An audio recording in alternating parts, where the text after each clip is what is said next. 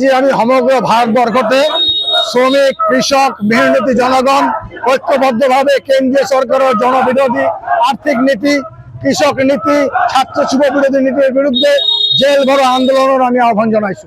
আমি দেখিছো এই সরকারের যে কর্মকাণ্ড তার সমূহ রাইজ মানে তার লগে খুশি নহয়। প্রত্যেকের যে মর্যাদা এই হানি করা হয়েছে, দ্রব্যমূল্য বৃদ্ধি হয়েছে, যুবকসকল কাম পোৱা নাই, ছাত্রসকল শিক্ষার কারণে যুঁজি আছে।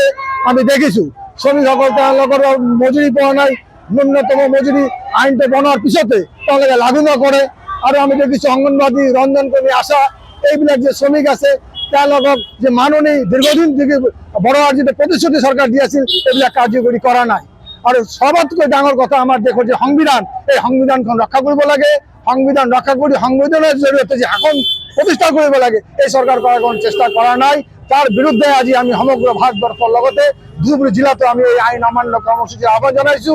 আর মানুষ, ছাত্র, রাইজ সকলে ওলাই আহিছে এই সরকারের জনবিরোধী নীতির বিরুদ্ধে। ধন্যবাদ। আজি আমার কোনো স্মারকপত্র নাই। আমি আজি আমার যে দাবিবিলাক আছে এই দাবিবিলাক সর্বজন মানে জ্ঞাত। আৰু দিল্লীৰ তালকোট ষ্টেডিয়ামত অলৰেডি আমাৰ কনভেনশ্যন হৈছে, তাতো আমি এই দাবিবিলাক চৰকাৰক জনাইছো। আৰু আজিও আমি এই দাবিবিলাক পিছত আমি মানে আইন অমান্য কাৰ্যসূচী শেষ হোৱাৰ পিছত আমি লাগিলে স্মাৰকপত্ৰ জৰিয়তে আমি জনাবলৈ চেষ্টা কৰিম। যিকোনো খবৰৰ বাবে যোগাযোগ কৰক 9181 307 221 আমাৰ এই নম্বৰত।